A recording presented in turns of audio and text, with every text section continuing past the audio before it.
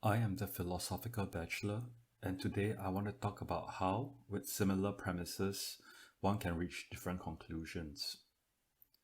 Can two philosophers with similar presuppositions and argumentation end up with vastly different conclusions? John Locke in two treatises of government and Thomas Hobbes in Leviathan present their accounts of the state of nature. While they ground their theories on rather similar presuppositions and argumentation, they come to diametrically different conclusions on what the ideal government is.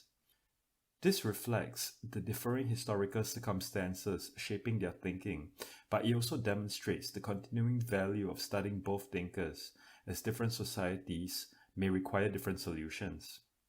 Chapter 1: War and Peace.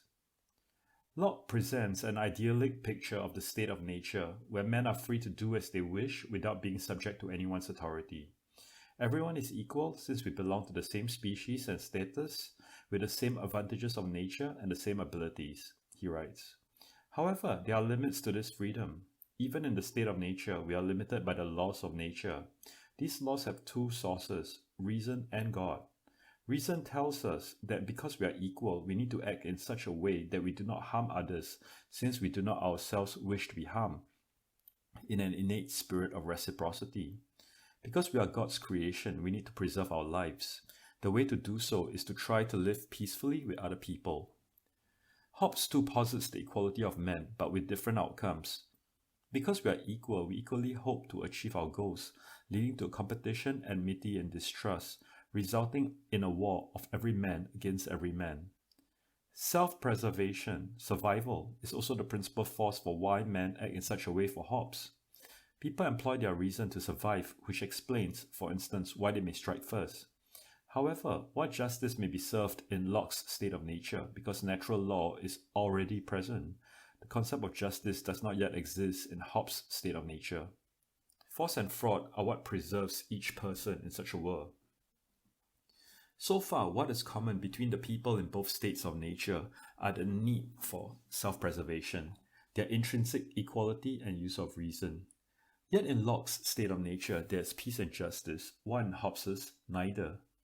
However, Locke's peace will not hold. Clearly man is fallible, since otherwise there would be no need for law at all. In Locke's state of nature, once a wrong befalls another, both parties are in a state of war. The wrongdoer faces the potential wrath of all mankind since he broke the laws of nature, abandoning the rules of reason for the rule of force. This gives everyone the right to punish him, as it is an offense against the whole human species, since everyone has a duty to preserve mankind unless it threatens their own survival. The punishment ought to be severe enough to make it a bad bargain for the offender, to give him reason to repent, and to terrify others from offending in the same way. However, because people will be biased when judging their own cases or those related to their friends, and too harsh when punishing others, a third party is required. For Hobbes, this third party is a sovereign, who simply by merit of his position can do no wrong, in a kind of sovereign infallibility, and is hence eminently suited to judge everyone else. This sovereign will have absolute power, exerting coercive power to compel all men equally to perform their covenants through the terror of some punishment. Locke's solution is a civil government with impartial magistrates to administer the positive law, which derives from natural God-given law.